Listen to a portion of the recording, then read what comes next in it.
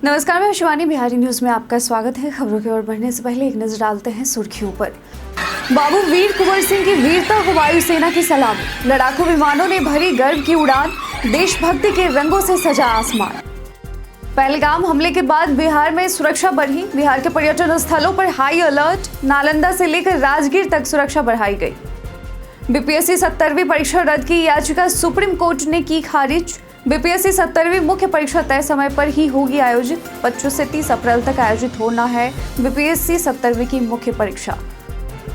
वंशावली स्पष्ट न हो तो दाखिल खारिज आवेदन होगा रद्द। दाखिल खारिज के लिए वंशावली के स्पष्ट विवरण आवश्यक। बीते वर्षों में वंशावली विवादों में हजारों आवेदन खारिज। एलएसजी डग आउट में पंत जहीर की तीखी बहस। जहीर से भिड़े पंत, वीडियो हुआ वायरल। ऋषभ पंत की बैटिंग पोजीशन पर उठा सवाल। अब चलिए बढ़ते हैं शाम तक की बड़ी खबरों की ओर, जिन्हें जानना है आपके लिए जरूरी। बाबू वीर कुंवर सिंह की वीरता को वायुसेना की सलामी। पटना में आज स्वतंत्रता सेनानी बाबू वीर कुंवर सिंह के विजय दिवस के अवसर पर पहली बार भव्य एयर शो का आयोजन हुआ। मरीन ड्राइव पर भारतीय वायुसेना के 9 लड़ाकू विमानों ने 1000 फीट की ऊंचाई पर रोमांचक करतब दिखाया, जिसमें तिरंगे के रंग और दिल के आकार की आकृति ने सबका मन मोह लिया। मुख्यमंत्री नीतीश कुमार और डिप्टी सीएम सम्राट चौधरी भी इस ऐतिहासिक क्षण के साक्षी बने। करीब दर्शकों की 2 लाख की भीड़ को ध्यान में रखते हुए प्रशासन ने विशेष इंतजाम किए थे। सुरक्षा के मद्देनजर जेपी गंगा पथ को अस्थायी रेड जोन और पूरा क्षेत्र 3 घंटे के लिए नो फ्लाइंग जोन घोषित किया गया। इस आयोजन ने वीर कुंवर सिंह की वीरता को अनोखे अंदाज में सलामी दी और युवाओं में देशभक्ति की भावना को प्रज्वलित किया। जू सफारी ग्लास ब्रिज में बदल गया पर्यटकों का प्रवेश का समय। राजगीर आने वाले पर्यटकों के लिए वन विभाग ने एक अहम फैसला लिया है। अब zoo safari, nature safari, glass bridge और बर्ड एवियरी में पर्यटकों की एंट्री सुबह 6 बजे से दोपहर 2 बजे तक ही होगी और यह नया नियम 24 अप्रैल से लागू होगा। पहले पर्यटकों को सुबह 8 बजे से प्रवेश की अनुमति थी, लेकिन बढ़ती गर्मी और 40 डिग्री सेल्सियस से अधिक तापमान को देखते हुए इसे 2 घंटे पहले कर दिया गया है। अधिकारियों का कहना है कि यह कदम पर्यटकों की सेहत और वन्य प्राणियों की सुरक्षा को ध्यान में रखते हुए उठाया गया है। पिछले साल भी इसी व्यवस्था से राहत मिली थी। पहलगाम हमले के बाद बिहार के पर्यटन स्थलों पर अलर्ट। पहलगाम में हुए आतंकी हमले के बाद बिहार पुलिस सतर्क हो गई है और राज्य के प्रमुख पर्यटन स्थलों पर सुरक्षा कड़ी कर दी गई है। खासकर नालंदा जिले के राजगीर, पावापुरी जैसे पर्यटन स्थलों पर सुरक्षा व्यवस्था टाइट कर दी गई है। राजगीर के रोप वे, जू सफारी, नेचर सफारी, पंच पहाड़ियों, वल्चर पीक, अशोक स्तूप और विश्व शांति स्तूप जैसे स्थानों पर विशेष निगरानी की जा रही है। पुलिस गश्ती बढ़ा दी गई है और हर गतिविधि पर पैनी नजर रखी जा रही है। आतंकी खतरे की कोई पूर्व घटना न होने के बावजूद संवेदनशीलता को ध्यान में रखते हुए सुरक्षा को सर्वोच्च प्राथमिकता दी गई है। उच्च स्तरीय सुरक्षा टीमों का गठन कर सभी महत्वपूर्ण स्थलों की निगरानी सुनिश्चित की गई है। बिहार में डिप्टी मेयर को भी मिलेगी सरकारी गाड़ी। बिहार सरकार ने नगर निगमों और नगर परिषदों में उप महापौर और उप मुख्य पार्षदों को महापौर और मुख्य पार्षद के समान सुविधाएं देने का फैसला लिया है। नगर विकास एवं आवास विभाग द्वारा जारी आदेश के अनुसार उप महापौर और उप मुख्य पार्षदों को अब कार्यालय कक्ष, फर्नीचर, स्टाफ और वाहन की सुविधा मिलेगी। वाहन की सुविधा जिला पदाधिकारी द्वारा निर्धारित दर पर उपलब्ध कराई जाएगी। राज्य के नगर निकायों के बढ़ते क्षेत्रफल को देखते हुए यह निर्णय लिया गया है। बिहार नगर पालिका अधिनियम के तहत महापौर या मुख्य पार्षद की अनुपस्थिति में उनके अधिकारों और दायित्वों का निर्वहन उप महापौर और उप मुख्य पार्षद करते हैं, इसलिए यह सुविधाएं जरूरी मानी गई है।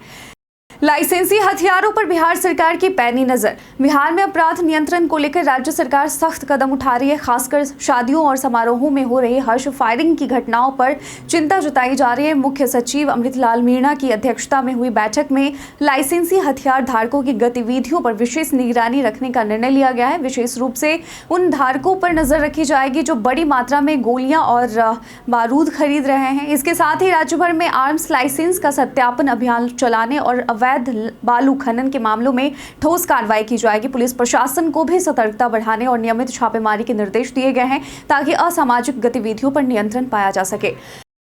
वंशावली स्पष्ट न हो तो दाखिल खारिज आवेदन होगा अस्वीकार। अगर आप पुश्तैनी जमीन की दाखिल खारिज करवाना चाहते हैं तो वंशावली में पारिवारिक संबंधों का स्पष्ट विवरण देना अनिवार्य है। बिहार सरकार के राजस्व एवं भूमि सुधार विभाग के अनुसार हर साल हजारों आवेदन केवल इसीलिए खारिज हो जाते हैं क्योंकि वंशावली में उत्तराधिकारियों की जानकारी स्पष्ट नहीं होती है। मूल जमीन मालिक यानी रैयत से लेकर सभी उत्तराधिकारियों जिनमें महिला सदस्य भी शामिल हैं उनका स्पष्ट विवरण देना जरूरी है। शहरी क्षेत्रों में वंशावली की प्रामाणिकता वार्ड पार्षद का कार्यपालक पदाधिकारी, जबकि ग्रामीण क्षेत्रों में सरपंच द्वारा कराई जा सकती है। कोर्ट से प्रमाणित वंशावली भी मान्य है। विभाग ने इसके लिए जन जागरूकता अभियान शुरू किया है ताकि लोग सही जानकारी के साथ आवेदन करें और अस्वीकृति से बचें। पहलगाम हमले में आईबी अफसर मनीष शहीद। जम्मू कश्मीर के पहलगाम में हुए आतंकी हमले में अभी तक मिली जानकारी के अनुसार 26 लोगों की निर्मम हत्या कर दी गई, जिनमें बिहार के आईबी अफसर मनीष रंजन भी शामिल थे। मनीष हैदराबाद में सेक्शन ऑफिसर के पद पर कार्यरत थे और छुट्टियों में पत्नी व 2 बच्चों संग पहलगाम गए थे। हमले के वक्त उन्होंने गोलियों की आवाज़ सुनते ही पत्नी और बच्चों को सुरक्षित दिशा में भागने को कहा, जिससे उनकी जान बच गई, लेकिन खुद आतंकियों की गोलियों का शिकार हो गए। मनीष मूल रूप से बिहार के रोहतास जिले के अरुही गांव के निवासी थे और इस जघन्य हमले की जिम्मेदारी लश्कर जुड़े TRF संगठन ने ली है। मुख्यमंत्री नीतीश कुमार ने घटना पर शोक जताया। पीएम मोदी की रैली को लेकर ATS की सतर्कता बढ़ी। प्रधानमंत्री नरेंद्र मोदी की 24 अप्रैल को झंझारपुर के भैरव स्थान में प्रस्तावित रैली को लेकर ATS और सुरक्षा एजेंसियां पूरी तरह से सतर्क हो गई हैं। दरभंगा रेलवे स्टेशन पर सघन जांच अभियान चलाया गया है, जिसमें पुलिस, रेलवे सुरक्षा बल और ATS की टीमों ने स्टेशन परिसर, platform, waiting room, parcel area और ट्रेनों के डिब्बों की बारीकी से तलाशी ली। डॉग स्क्वाड और बम डिस्पोजल यूनिट भी तैनात की गई थी। सुरक्षा एजेंसियां किसी भी संभावित खतरे से निपटने के लिए तैयार हैं और पूरे दरभंगा जिले में अलर्ट जारी किया गया है। रैली में बड़ी भीड़ की संभावना को देखते हुए सुरक्षा बलों की तैनाती, भीड़ नियंत्रण और VIP मूवमेंट के लिए विशेष इंतजाम किए जा रहे हैं। बिहार में 17 IPS अधिकारियों का तबादला। बिहार सरकार ने 17 IPS अधिकारियों को नई जिम्मेदारी सौंपी है। इनमें पंकज कुमार दराद को ATS का नया ADG बनाया गया है और वे ADG यानी विधि व्यवस्था का अतिरिक्त प्रभार भी संभालेंगे। CIG के ADG डॉक्टर अमित कुमार जैन को मद्य निषेध इकाई का ADG अतिरिक्त प्रभार सौंपा गया है। राकेश राठी को विशेष शाखा का IG अतिरिक्त प्रभार मिला है। BSAP के IG रंजीत कुमार मिश्रा को IG प्रशिक्षण की अतिरिक्त जिम्मेदारी दी गई है। साथ ही कई DIG और SP स्तर के अधिकारियों का भी स्थानांतरण हुआ है। ममता कल्याणी को BSAP 10 पटना की समादेष्टा बनाया गया है। कुल मिलाकर कई अधिकारियों को अतिरिक्त प्रभार सौंपते हुए बिहार पुलिस प्रशासन में व्यापक फेरबदल किया गया है। संजीव हंस पर नई FIR की तैयारी में है ED। बिहार कैडर के IAS अधिकारी संजीव हंस पर मनी लॉन्ड्रिंग मामले में शिकंजा और कस्ता दिख रहा है। प्रवर्तन निदेशालय यानी ED की सिफारिश पर राज्य सरकार जल्द ही उनके खिलाफ नई FIR दर्ज करने की तैयारी में है। गृह विभाग ने इस संबंध में विधि विभाग से परामर्श मांगा है, जिसके बाद केस स्पेशल विजिलेंस यूनिट या आर्थिक अपराध इकाई में दर्ज हो सकता है। ED चाहती है कि केस SVU में होता कि वह अपनी इन्वेस्टिगेशन रिपोर्ट दर्ज कर सके। साथ ही जांच के दायरे में 1 दर्जन सरकारी अधिकारी और ठेकेदार भी हैं। रेशु रंजन सिन्हा नामक ठेकेदार पर भी मध्यस्थ की भूमिका निभाने का आरोप है। ED ने उसकी भूमिका को उजागर करते हुए FIR दर्ज करने की सिफारिश की है। BPSC 70वीं परीक्षा रद्द करने की याचिका सुप्रीम कोर्ट ने भी की खारिज। जी, सुप्रीम कोर्ट ने BPSC 70वीं मुख्य परीक्षा रद्द करने की याचिका आज खारिज कर दी है, जिससे परीक्षा अब तय कार्यक्रम के अनुसार 25 से 30 अप्रैल तक आयोजित होगी। याचिका में आरोप लगाया गया था कि प्रारंभिक परीक्षा में पेपर लीक हुआ था, जिसके समर्थन में याचिकाकर्ताओं ने व्हाट्सएप संदेश और कुछ वीडियो क्लिप प्रस्तुत किए। हालांकि न्यायमूर्ति दीपांकर दत्ता और मनमोहन की पीठ ने बताया कि आरोप केवल एक परीक्षा केंद्र बापू परीक्षा परिसर से संबंधित है, जहां दोबारा परीक्षा कराई गई थी। कोर्ट ने यह भी कहा कि कथित लीक परीक्षा शुरू होने के बाद हुआ। याचिका आनंद लीगल एड फोरम ट्रस्ट द्वारा दायर की गई थी, जिसे पहले पटना हाई कोर्ट ने भी खारिज कर दिया था। सुप्रीम कोर्ट ने अब इसे अंतिम रूप से खारिज कर दिया है।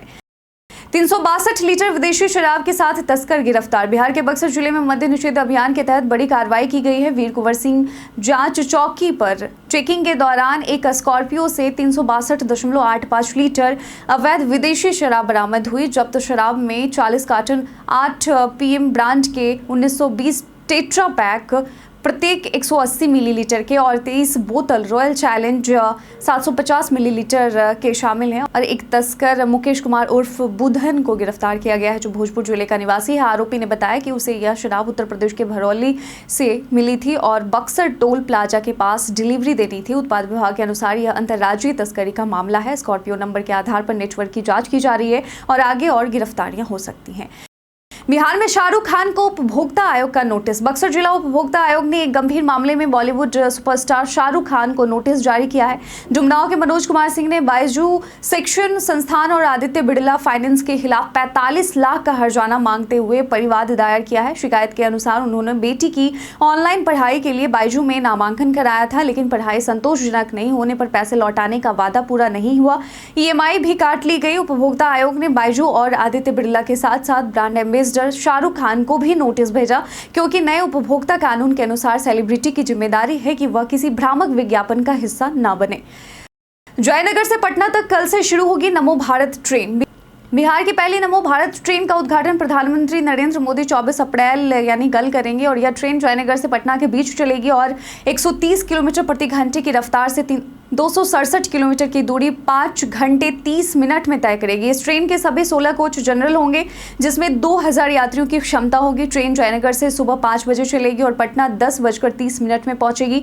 शाम 6:05 में पटना से लौटकर 11:45 में जयनगर पहुंचेगी। यात्रियों की सुरक्षा के लिए कवच सुरक्षा प्रणाली, CCTV और फायर डिटेक्शन सिस्टम लगाए गए हैं। इसमें चार्जिंग सॉकेट, आधुनिक टॉयलेट्स और दिव्यांगों के लिए विशेष सुविधाएं भी प्रदान की गई हैं।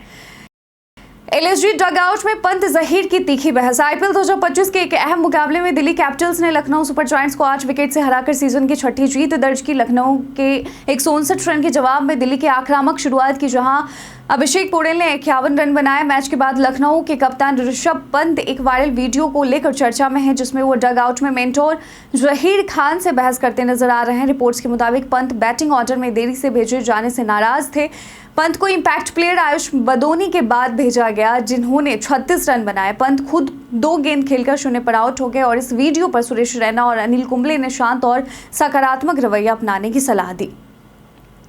बीते दिन हमारे द्वारा पूछे गए सवाल का आप लोगों में से बहुत लोगों ने अपना जवाब हमें कमेंट सेक्शन में लिख कर दिया था। जिन्होंने पूछे गए सवाल का जवाब दिया उनके नाम है कुश कुमार यादव, सुमेर यादव, शंकर कुमार गुप्ता, शंभू रजक, राकेश मिश्रा, बुधेश्वर सिंह, लक्ष्मण कुमार, अनवर करीम खान, शंभू रजक, विनोद शाह, जितेंद्र ठाकुर और नरेंद्र कुमार। इसके साथ ही बढ़ते हैं आज के सवाल की ओर। आज का सवाल है कि पहलगाम के मामले को देखते हुए क्या बिहार सरकार को और भी पर्यटन स्थलों पर सुरक्षा बढ़ानी चाहिए?